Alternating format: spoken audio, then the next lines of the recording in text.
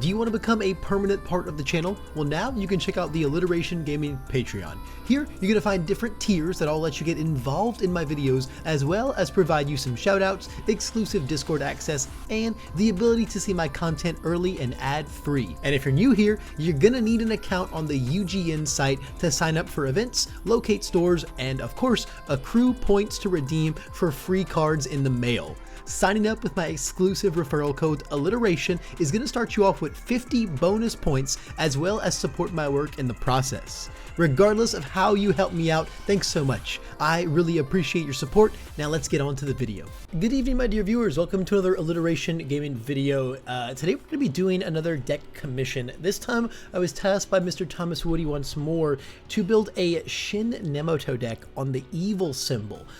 So Shin Nemoto is very, very cool, honestly. He's like an inverse Sero 1, where he has to play these really cool mind games with your rival, where you're going to twice per turn be able to take a card from your hand, put it into your pool face down, and force your rival to name a zone.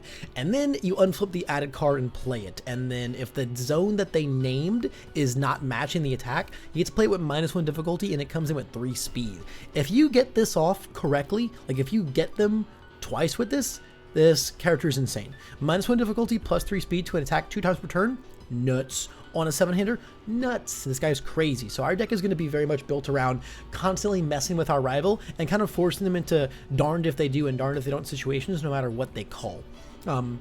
Lastly, after your attack deals damage, you just get to force your rival to show you a random card. So this is also really, really, really strong. It's not once per turn. It's just anytime you hit them, you get to figure out something in your hand that you may or may not have known before, which can definitely influence what type of attacks you play and how you proceed in your turn from there. So for our attack lineup, I wanted to go, basically the route that I wanted to go with this deck was just to be very, very pesky and kind of put your rival in rough situations. So we have 10 really scary low attacks here, and then we have 4 high attacks that can't be partial blocked, and then we have a busted mid attack if our form goes off. And so the logic with this basically is between these 10 lows, they're going to be always very pressured to call low, because these are kind of like over half of your attack lineup are these big scary lows. And then we have the one-winged Nomu playset, which they always have to be wary of, which means they're trying to think about your lows while also being worried about holding double high block for a winged Nomu assault. And then lastly, we have the Deadly Fire, which they're just never going to call mid because it's like the only one in your deck. So you're like almost always guaranteed to get this off. So that's kind of the philosophy of like the spread of these attacks. As far as what they do, Tongue Whip is the bread and butter. Tongue Whip just kills people. You draw 2 Tongue Whips, you probably win the game. If you get to put 3 speed on your Tongue Whips, it's even more ridiculous. Your rival, because of the existence of this card, almost always just has to call low. Because if they get hit with a 7-speed Tongue Whip, it's just devastating. It's just so devastating. And of course it stuffs the pool, so it's just going to make your future ones that much harder. Next is Decaying Palm Slam. This is only a 2 of. This is our kind of like our big finisher in the deck. This is another reason why sometimes your rival just has to call low all the time, because if you get to make this a 7 low for 7, it's absolutely devastating. It has the potential to clear the pool as well, and if we get it to fire off with Nemoto, if they don't call low in an instance, it becomes a 5 diff, and that's super duper good. And it's got a little powerful and a little pseudo stun 3. We don't play any other stun in the deck, so this is like a very real stun 3, and it's super nice. Then I'm playing 4 low blows. This is an interesting choice. I think it's probably the most flexible spot here. I'm playing this card, 1, because it's a high block with Breaker 2, and I think that's really, really strong. Our zones are really, really on the money in this deck, and so touching anything would hinder them quite a bit. So I really like this card being a high block. More importantly, though, it's another low to be very, very pesky. And you're thinking, well, I'm just not going to call low, because if I get it wrong and then it's a 6 low for 3, who cares? Well, you do care, because if it's not blocked, I get to commit 2 of your things.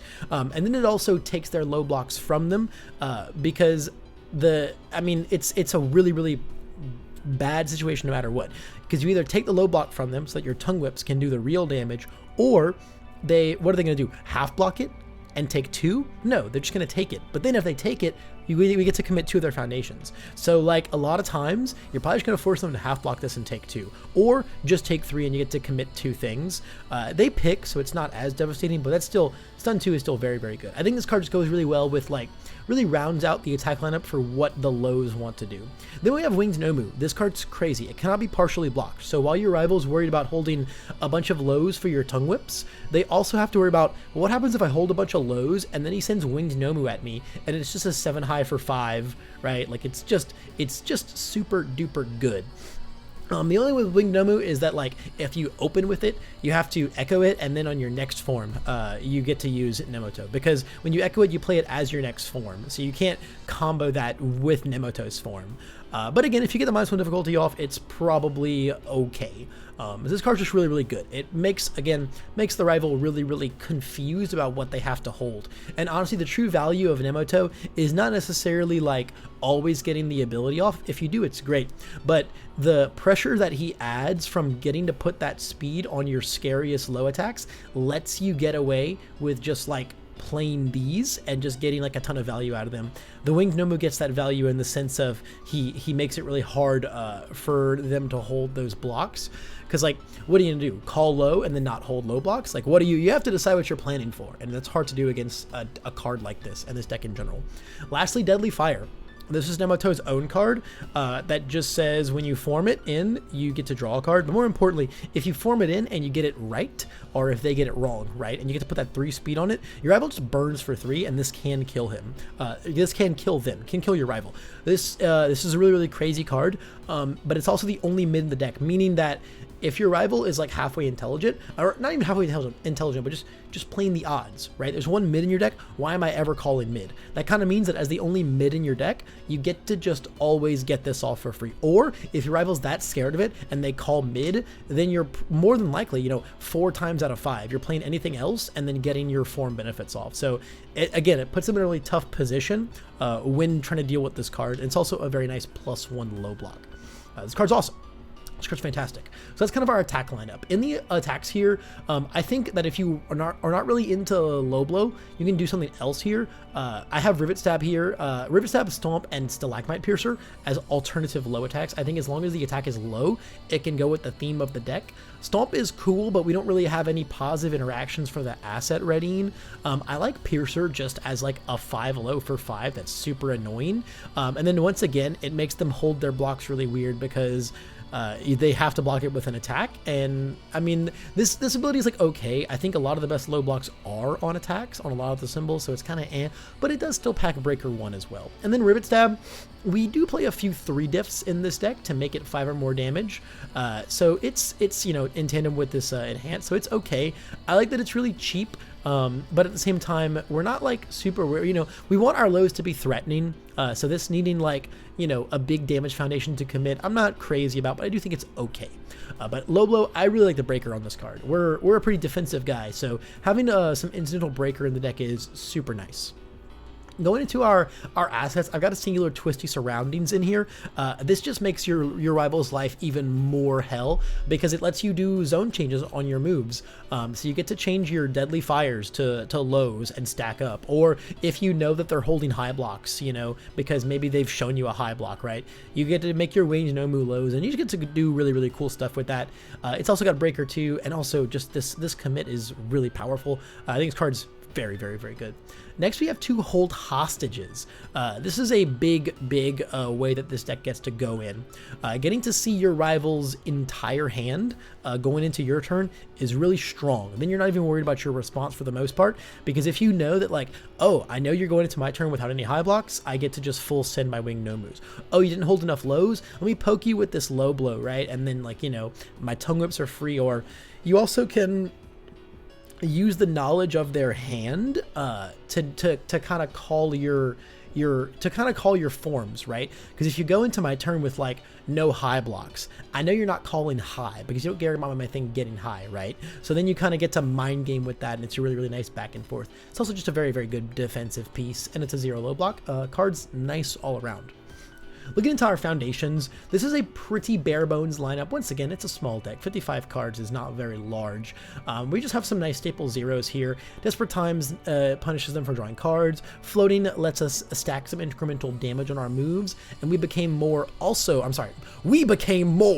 lets us put some nice damage on our moves because we're going to be playing a thing from somewhere other than the hand twice. So we get to do that. The next couple spams we're going to go through also revolve around that. Larceny is a repeatable +1 or -1 damage if you're fighting another Shie Hasaikai, but also you just get to say both of the things you form in have +1 damage, which is really nice repeatable damage pump on a 1/5 with a 2 low block. Trusted Assistant is a very similar thing, getting to flip and target commit anything just for doing what our character does is insane. This card makes me feel way better about all of the Hasaikai guys on these free symbols. Just having access to this card is nuts. It is a 4-check, but it being a 1/4 with a 2 low and an insane deadlock that you just get to do for the whole game is just so good.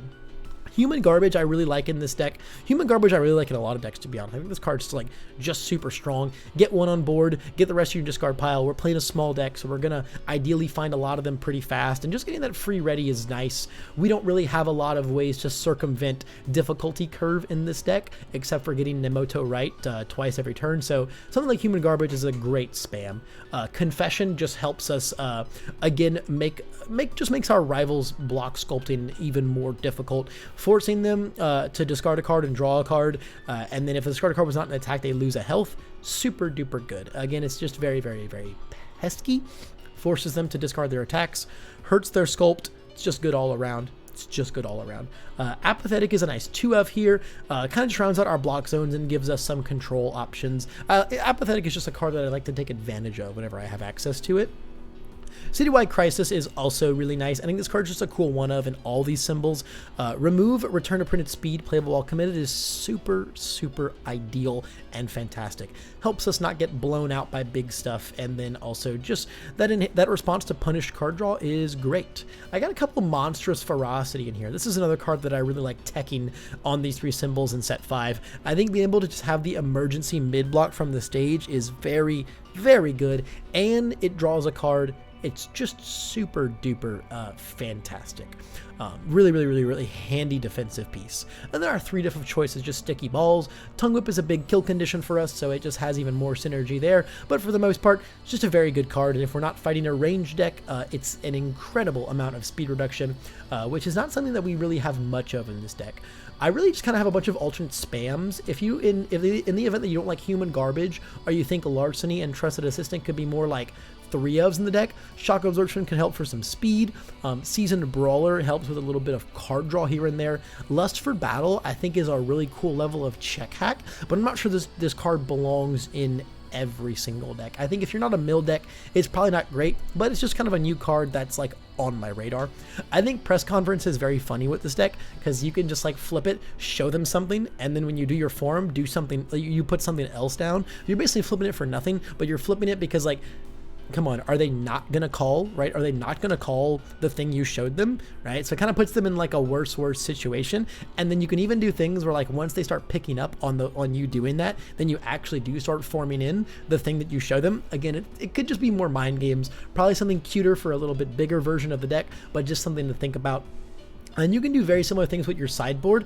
I would recommend having a lot of attacks in your sideboard because, like, going into games 2 and 3, you can start, like, you can like side out the Winged Nomus game 1 and then side in another low attack, and then they're just holding double high block for no reason. And then if they notice that in game 3, you bring them back in. Deadly Fire, you can do similar things with. You can start with it and then side it out so that they never ever, you know, they hold mid blocks for basically nothing. It's not as good because I do think like you actually want this card to activate, and even if they're holding mid blocks for nothing, they still half block your lows. The Winged Nomu is cool because you side it out of it, and then it forces them to hold highs. You can even go inverse ways, right? You could start with other attacks in your deck and then side in like the Deadly Fires or the Winged Nomus as your only mid or high, and then really start messing with them. This is just a total mind game deck, and I think it is absolutely a blast. And I would love for someone out there to start getting some reps in with this deck. I think this guy is really cool. A lot of new characters from set 5 are really sick. Almost all the Hasaikai members have these really intricate, unique designs that really lend themselves to building some super interesting theme decks just like this one. So that's going to put a wrap on this evil Nemoto deck. Guys, if you want a video just like this, you can check out my Patreon link down below in the description and in the pinned comments. Check out the deck commission tier, and you can send your own character symbol combination my way, and I'll put out something like this just for you. That's all the time I've got for today, though, guys. Thanks so much for making it to the end, and I hope I see you in the next one.